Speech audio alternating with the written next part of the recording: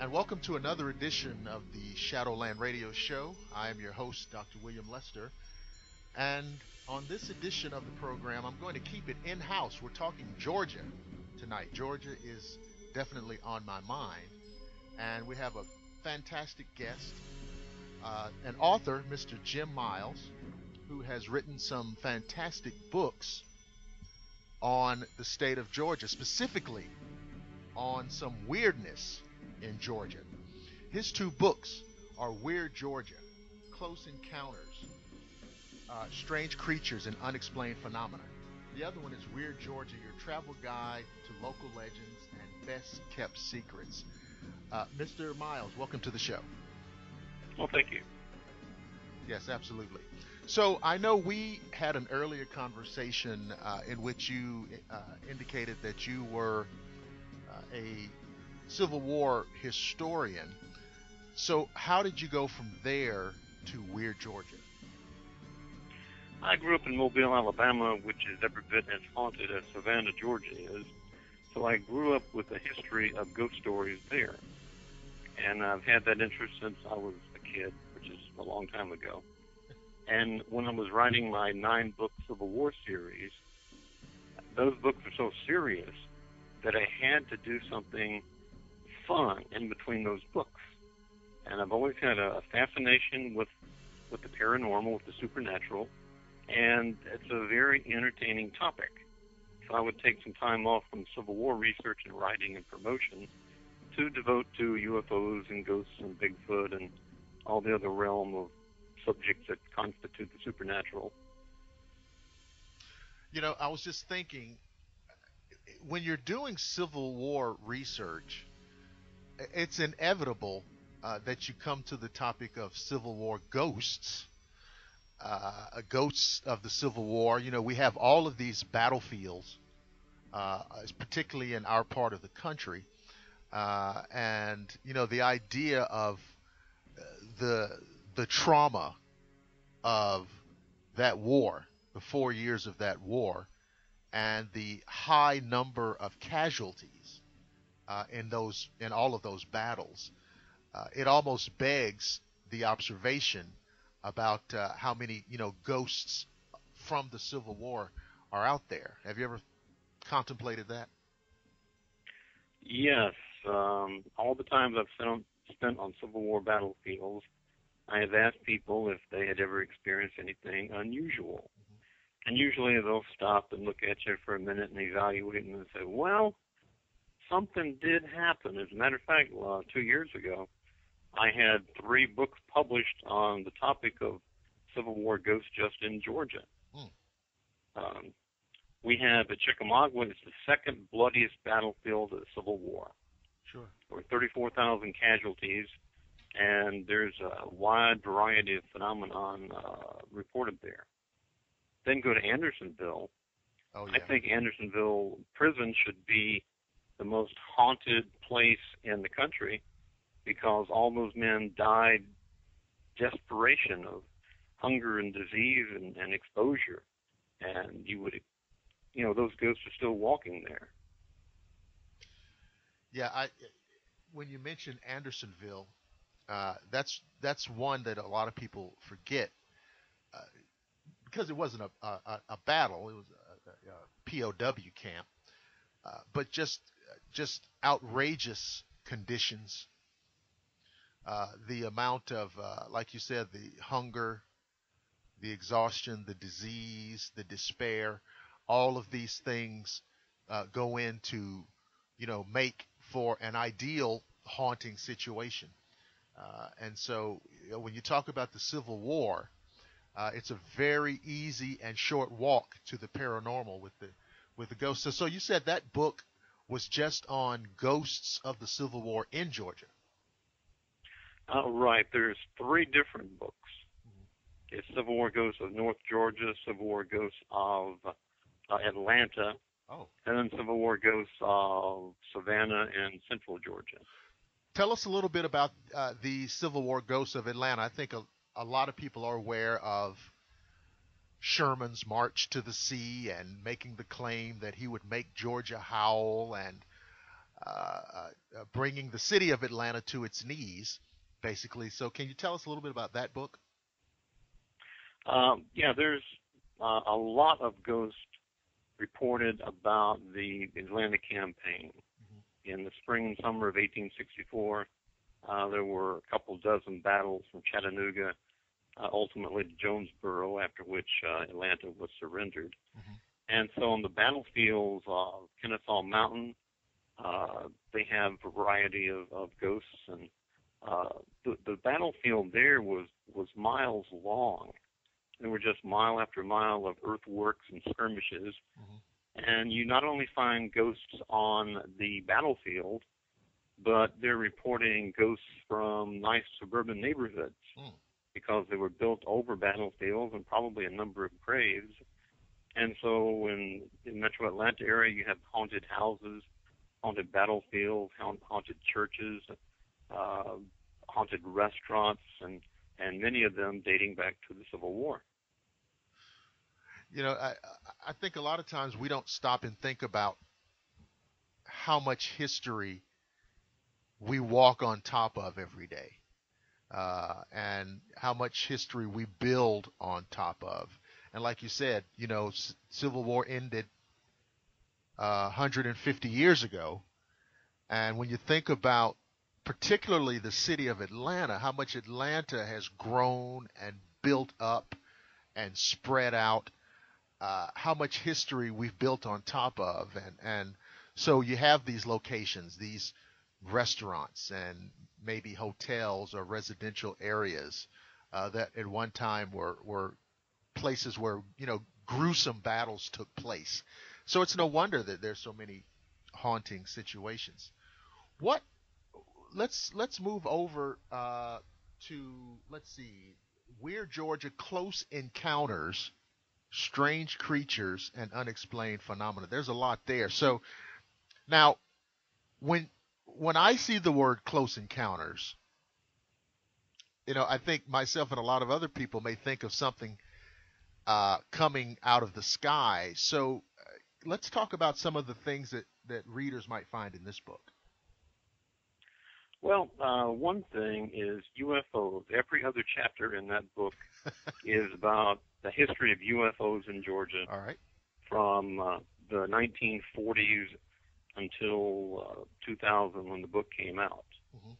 And Georgia has seen every kind of aerial phenomenon there is. We've had dozens of alien encounters. Mm-hmm. In West Georgia, about 15 years ago, there seemed to have been a number of abductions. It's just the whole range of the UFO phenomenon.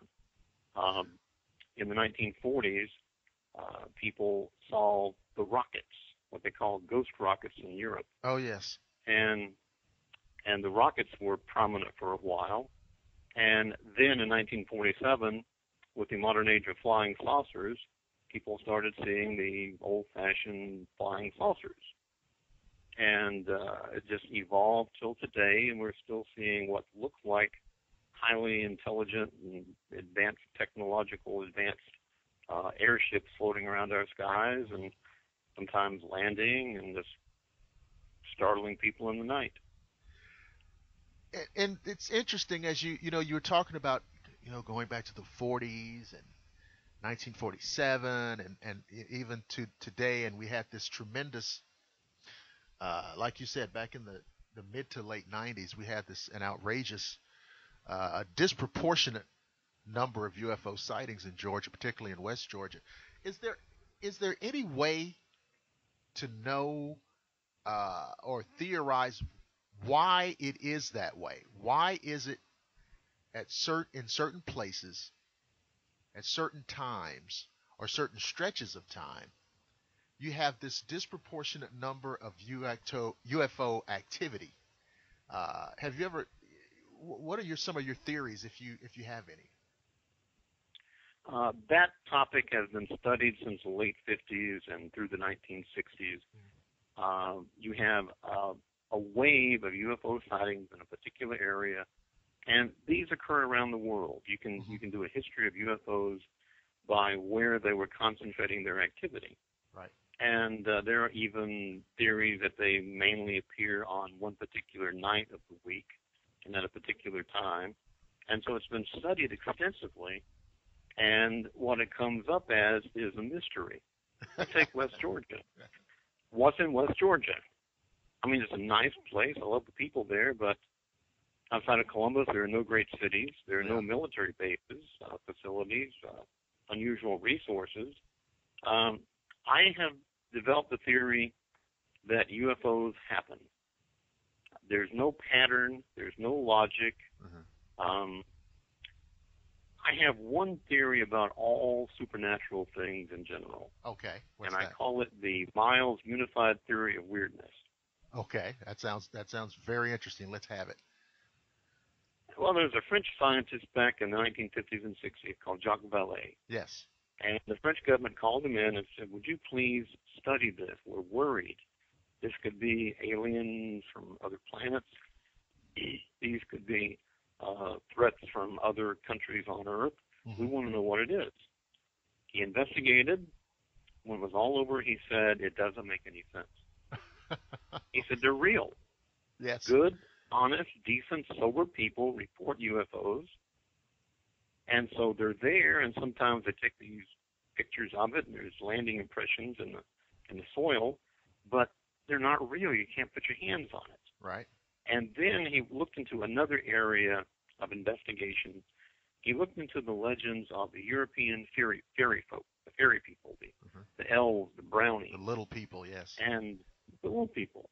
And everybody has these stories. In Georgia, a man named James Mooney wrote a book, 1900. He had gathered all the legends of surviving Cherokee, and the book, which belongs in every Georgian's library, is called Myths of the Cherokee. Okay. And Georgia had more than its fair share of ancient fairy folk here in Georgia. And what the scientists realized is that the fairies operated under the very same principles as UFOs. In UFOs, we have missing time. People who encounter the fairies had missing time. People who encountered fairies were abducted for periods of time. And just like with UFOs, they would think that they were abducted for 8 hours, and when they came back to the real world, it was a week later. Whoa. People had given them up for dead. And I think this applies to all supernatural events. Bigfoot. I know good people who believe in Bigfoot. I know people who go out in the woods and hunt for Bigfoot. They're never going to find them. They're going to take pictures. They're going to see them. They're going to record their howls at night. But there's never going to be a bone, never going to be a piece of hair.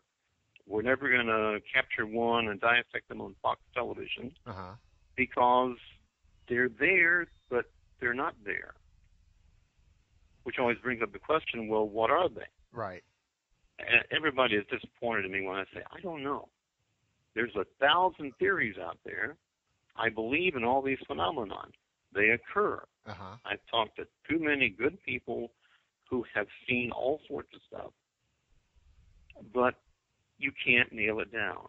The last 10 years, I think half the country was out there hunting ghosts. Oh, yes. And it seemed to be a nice hobby for people. You know, it doesn't seem to be destructive, but it doesn't matter how many times they go out and investigate or what kind of scientific tools they employ. They're never going to prove anything about ghosts. That's my theory. Some people hate it. I call them the true believers. The Bigfoot people don't like it. The UFO people don't like it. The ghost people don't like it. But that's my conclusion over 50 years of researching this stuff. You know, I'm glad you articulated things this way, because it kind of segues into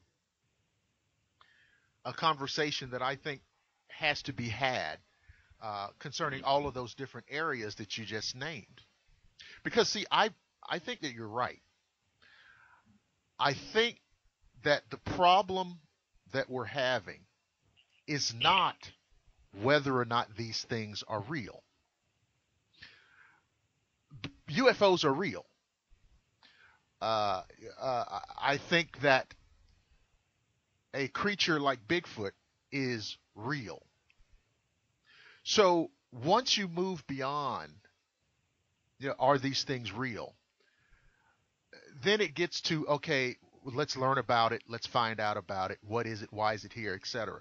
I think the problem that we're having is that we have something called the scientific model, Mhm. Right. which we apply to trying to understand the nature of reality.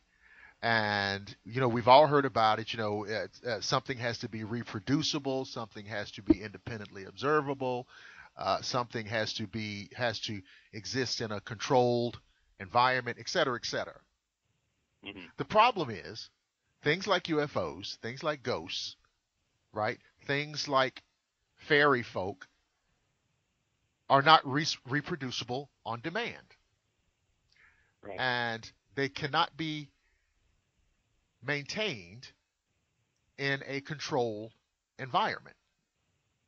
So, because of that reason, mainstream science looks at those things as not being real. We will never fully understand these phenomena by simply trying to apply the traditional scientific method. True or not? That is the absolute truth. Okay. So, we have a couple of choices.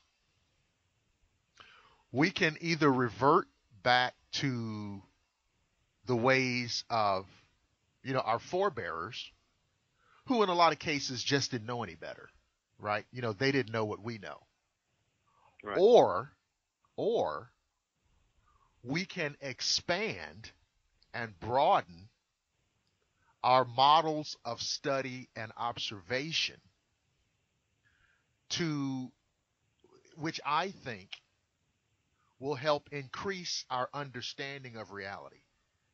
Because UFOs are real and Bigfoot is real. So the only way we can understand them is to broaden the parameters by which we look at the world or look at reality.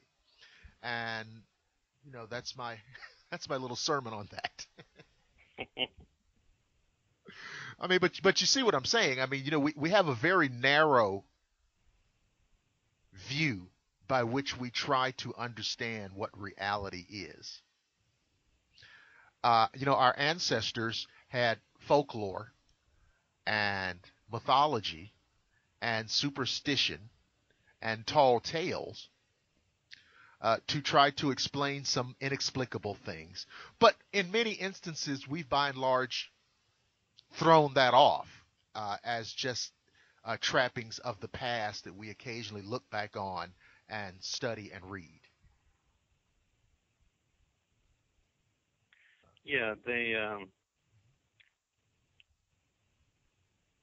science can't relate to what this phenomenon really is, Okay. and there are large segments of society that can't either. Right. There's a lot of very religious people Right. who either reject it all Right. or simply ascribe it to the workings of Satan. Of course. And rational people, they're going to back away from it too and look down upon all of us that think there's something real there, and we're trying to understand it. But they just say, well, it doesn't exist. It's not real. Are, We can't deal with that. are you familiar? You said something there a moment ago that was just a bell went off in my head. Are you familiar with the Brookings report? Yes, from some time back. From it was done in like 1959, 1960. Right. Well, as you know, this was, I believe it was commissioned by NASA, was it not? I believe it I was. believe it was, and of course they were trying to do a study on the relative impact of the disclosure of extraterrestrial life. What impact would it have on our society? And it's fascinating. This was a study they were doing, more than 50 years ago. And if I remember correctly, what it came down to was uh, disclosing or the disclosure of the reality of intelligent, technologically advanced, extraterrestrials would have a devastating impact mostly on two major groups: scientists and the church. Yeah. And I thought that was extraordinary because both of these groups would find it very difficult, if not inconceivable, to incorporate the reality of extraterrestrials into their monolith. Yeah. What I have discovered about UFOs in particular, the Christians I know don't seem to be able to accept the idea that there's another species in another place in the universe Oh, that yeah. has God's, uh, Stamp of making. creation, yeah. Yeah, and if you could just try to imagine how vast the universe is, Yes. and if there is a God, how could He create Earth and nothing else Right. in this expanse that's so large it boggles the mind? Well, there's a And couple now they're of talking about things. multiple universes. Oh yeah, absolutely. But I think with respect to what you said, there's a couple of things going on. Now, we know that the earth is what, 77, 78% covered by water, right? Yes. Well, what sense would it make if I tried to tell you if in all of that water there was only one fish? I mean, it sounds ridiculous on the surface, right? It sounds ridiculous. Yes, it does. Of course, it would be a terrible waste of resources. There's just one fish. Well, I apply that logic and extrapolate it out to the universe. Now, with respect to the people that you're referring to, I think that it's got the trappings of religion, but I think it's ego. I think it's ego. I think it's, we're supposed to be it.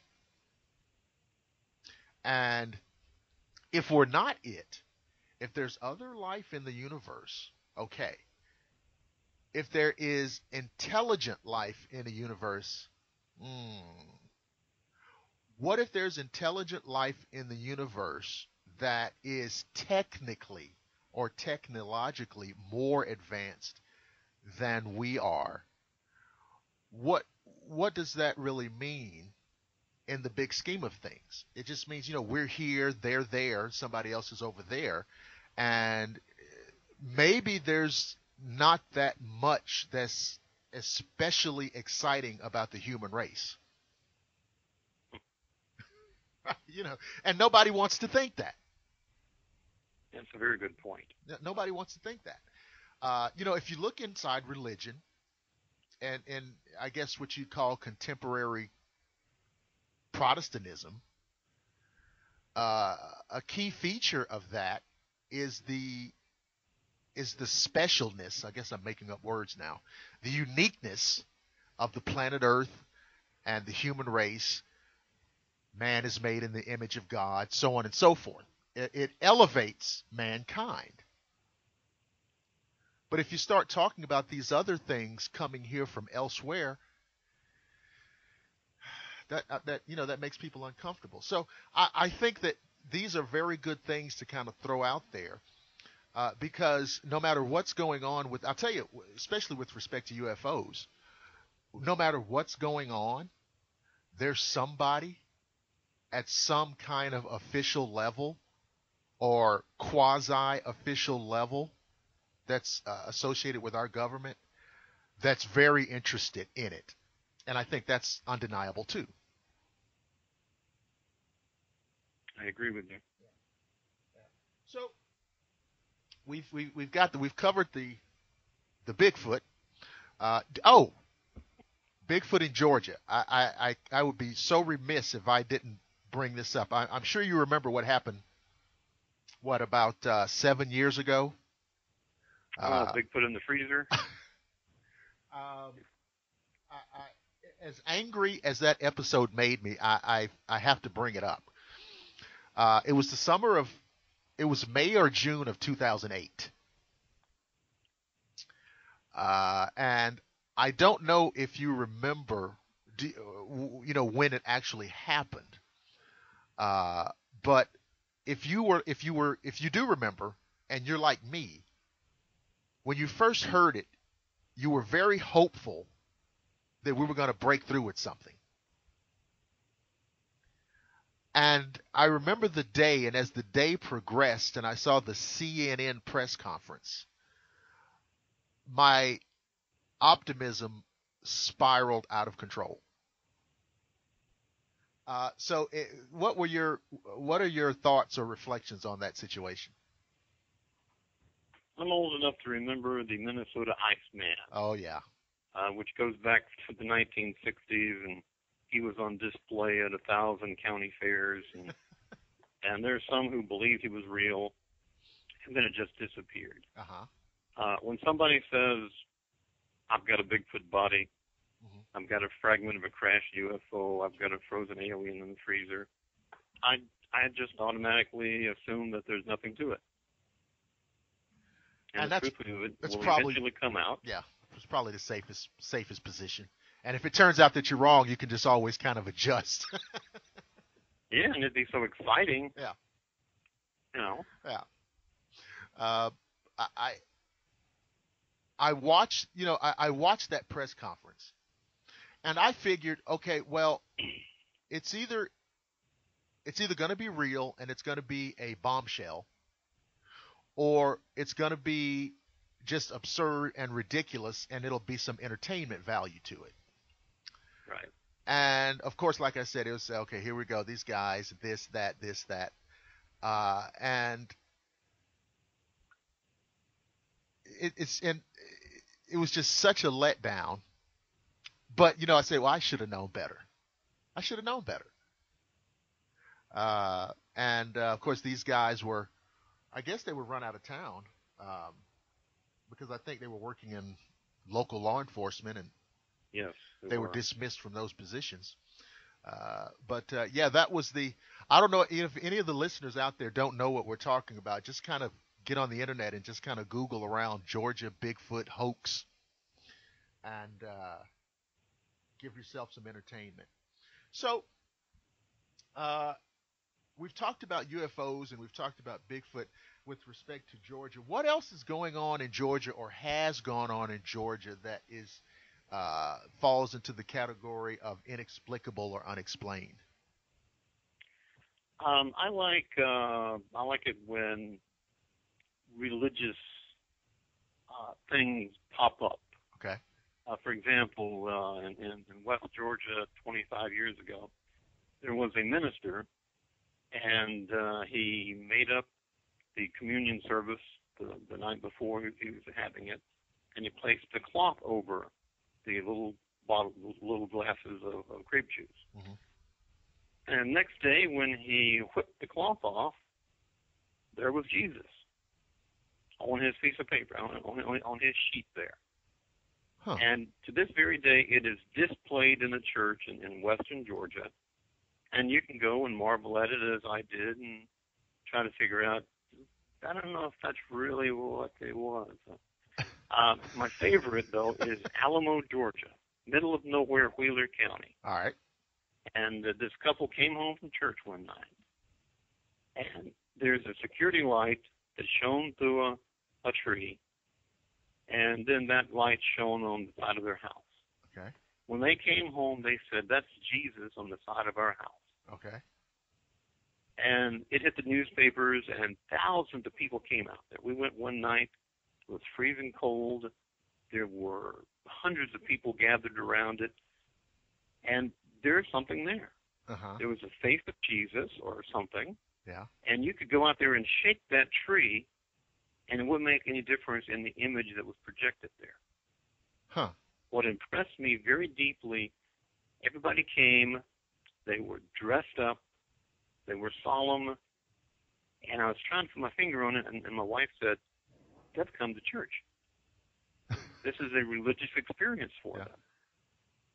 And it was up there for a couple of weeks.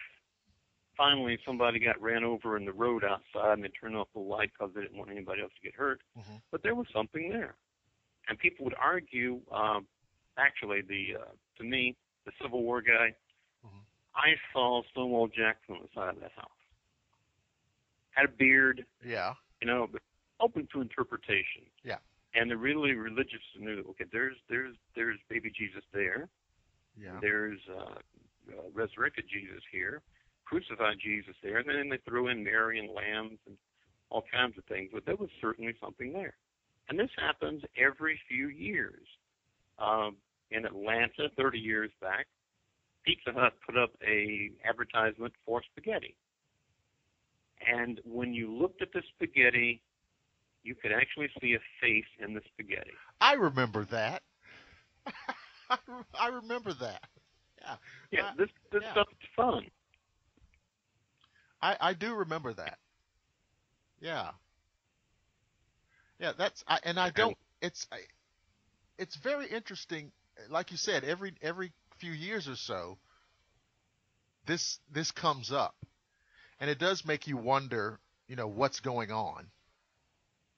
Uh, is this something that are people fooling themselves? Are they seeing something, and then are they seeing it because they want to see it? It's really interesting because, like you said, with the sheet and the grape juice, it's almost like it's making a little miniature, like a little Georgia Shroud of Turin, almost. it is. Yeah. And, of course, we had the Conyers apparitions of Mary there that went on for several years and got international fame. I remember that. I remember the talk of it. I never went out there, but I do remember that talk. And so, are these just inexplicable paranormal events that have a religious flavor to them, to bring people's attention to, I don't know, spirituality, or uh, you would think that. One could certainly Yeah. Go ahead. I'm sorry. one could certainly look at it that way. It might also be that we are such a religious people here in the Deep South Hmm. that these religious ideas are always on our mind. You go to church several times a week, study your Bible daily, Hmm. and you're out there and you see something unusual and you draw a religious significance to it. Right. Right. Okay. So it's kind of like, because for so many people, uh, that's their default position. Yeah, exactly. And so they're going to interpret things. Uh, uh, I remember once talking to a lady, and for some reason we were talking about fishing, going fishing, how much fun it is to just sometimes get out and go fishing, and she said that she stopped going out because somewhere she went fishing, she saw a snake, and of course, I'm like, well, this is Georgia, right? You're going Right. to, what are you talking about, right? But she saw this snake, and she looked at the snake's eye, and so she was so certain that it was just, this thing is the absolute devil himself. And I told her, I said, no, lady, it's just a snake. But this was part of her personal worldview. I mean, she literally believes that a snake out there, like we have millions and millions of snakes in Georgia, she thinks this thing is literally the devil. Right. So much so that she's not going to go fishing again from fear of seeing another snake.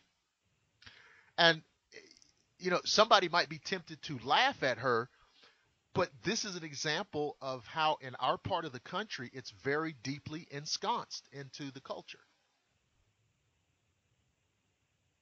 That is our regional identity. Yeah. It's a large part of the culture. Hmm. I have often wondered how many churches there are just in the state of Georgia, and how many ministers there are. Yeah. Yeah. That is, well, and you can, I guess, you go out into the state, out into the hinterlands, and of course, all of these small towns and these little hamlets. It would probably stagger the imagination. But I mean, even in the city, even in the city, you can't. I guarantee you that you can't get in your car and you can't drive 1 mile in any direction without going by a church or some religious institution. Not 1 mile. And some you can drive 1 mile and go by two or three. Yeah. Yes. Yeah. Uh, Absolutely. so yeah, that is a very interesting part of our regional heritage. What about uh, you said something earlier about the Cherokee. Are there any more? Are there any more Native American?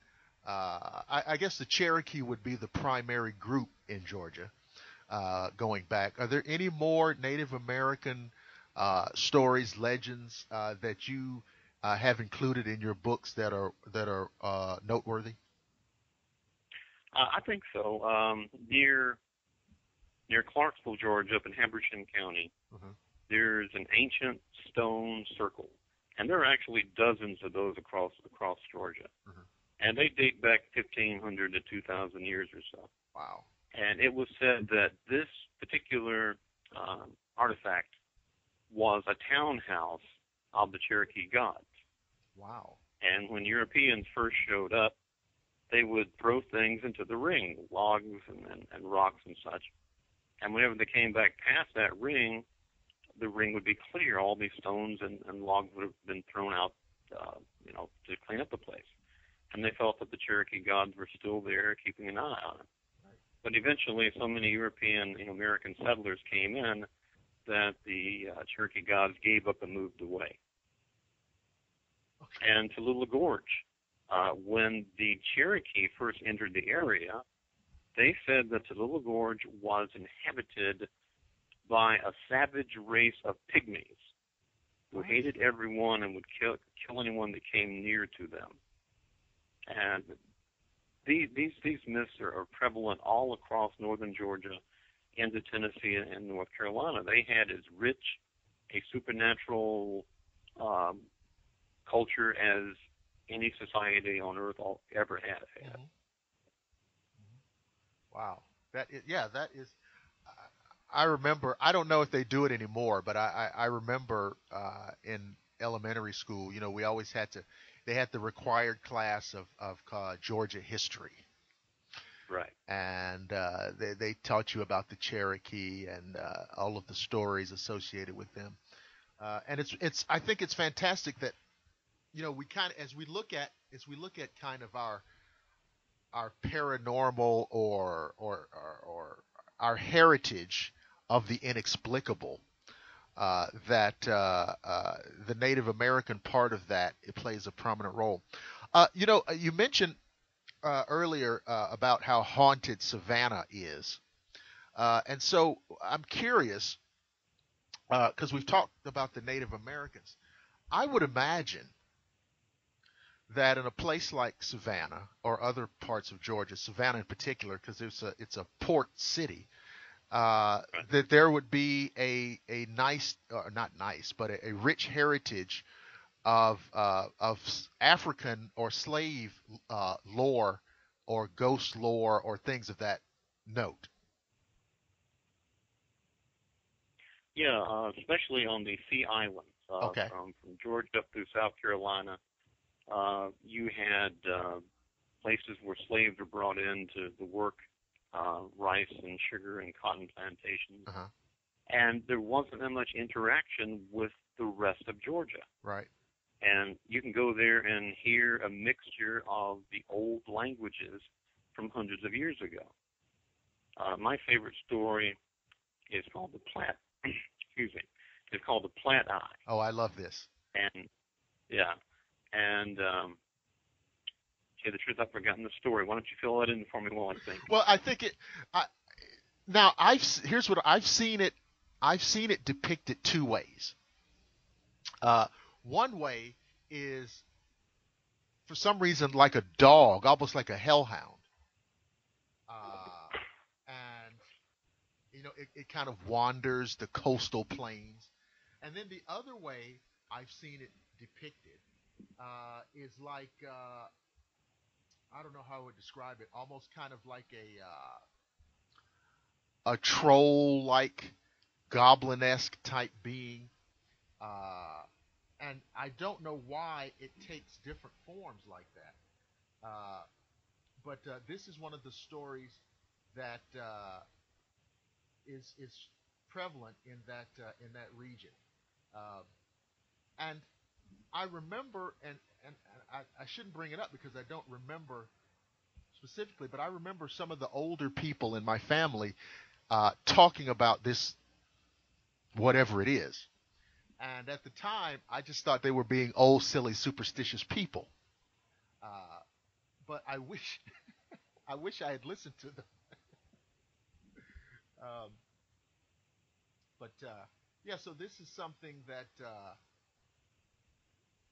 I guess it originates in Africa, and maybe there was some kind of hybridization uh, that was unique to their American experience. You know, there's a lot of that. A lot of the African traditions, you know, got kind of mixed in with their experiences here, and I guess it made it kind of uniquely African American. Mm. Yeah. Yeah, one thing you mentioned there Hmm. about listening to the old people. Um, I've been taught. I was lucky enough to actually talk to my grandparents in depth, and from them I learned a wealth of paranormal stories. Right.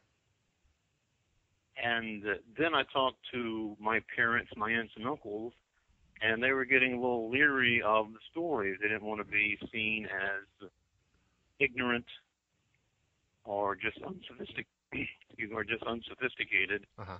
And it seems as time goes by, we get more education, we get more sophistication, and we try to ignore those things in the past that might label us as being unsophisticated. And Right. I'm afraid we've lost a lot of the original folklore type of supernatural tales, and it's just being replaced with the generic stories of ghosts and UFOs and Bigfoot. Yeah. Yeah. That's a good point. That's a good point. And what's ironic is that those those things are so it's so culturally rich that it's a shame that people think to look at those things makes you unsophisticated. You know, there's a difference between uh, uh, understanding these things and looking at these things and delving deeper into them. That's not the same thing as being superstitious. It's not the same thing. Uh, you know, maybe people in the past, you know, our forebears, maybe they were superstitious, but that's only because there were just some things they don't know. But looking at these things doesn't make you simple-minded, I guess. It doesn't make you unsophisticated or not sophisticated. I think it's part of who we are. So it makes it all right to look at it and try to understand it. If you think that ghosts are real, if you think that ghosts are real, if you've had an experience that you think is a ghost experience, and you know it because you've experienced it, well, you know, if you have a PhD in nuclear physics, you still had that experience. You see, and so I think I feel like it's okay to try to look at these things and figure out when the world's going on. Exactly. Yeah. So we've got Mr. Jim Miles on the show. He is the author of Weird Georgia: Close Encounters, Strange Creatures, and Unexplained Phenomena, and Weird Georgia: Your Travel Guide to Georgia's Local Legends and Best Kept Secrets. Now, Jim, are can we still get those books? Are they like still on Amazon or what's the best way to get them? Well, if you'd like autographed books, you can get them from me. Uh-oh. Okay. Tell everybody how to do that. All right, there's a website called Brown's Guides, and you go there, and in the search box, just type in Jim's Books, and you'll be able to contact me and buy any books that you desire. Yeah, and folks, I advise you to do that because it's so much cooler and better to get it autographed, and it lets you show off, and you can really look sophisticated then. Uh, you got the autographed copy, right? So you have lots of culture and sophistication. Chip, do you have anything that you're working on now, or something that you have coming up that you want to tell everybody about? There's something I've been working on for the last 5 years and just finished it. Okay. I'm a transplanted Georgian. I'm from Alabama, but I love Georgia more than anybody else that lives here, I think. Right. And one summer I went to every county in Georgia, 159. Yep. So 5 years ago I thought, I wonder if I can find a ghost story from every county in Georgia. Mm-hmm. My wife and I did so much research, traveling. Some counties barely exist. It's like they don't want you to know they're there. Right. So it took an enormous amount of research for that, and I finally finished it, and hopefully that'll be out around Halloween. Oh, that'll be perfect. That'll be perfect. Ghost stories from every county in Georgia, 159 tales of absolute terror, just in time for Actually, Halloween. Uh-huh. there are two more stories because there were two counties in Georgia Uh-huh. that went bankrupt during the Great Depression. Oh, So I threw them in too. okay. That's good. That's good. A little post-depression relief. Well, Jim, Exactly. I want to thank you for coming on the show. It's been a lot of fun talking with you, and I hope at some point in the future I can coax you back, and we can go off topic because clearly you're knowledgeable in a lot of these areas, and it was a lot of fun. But I definitely wanted to get you on to kind of break the ice, and certainly to promote your existing books and your upcoming projects. So thank you very much for being on the show, and I loved having you. It was a great experience, and I look forward to coming again. Absolutely. Thanks a lot.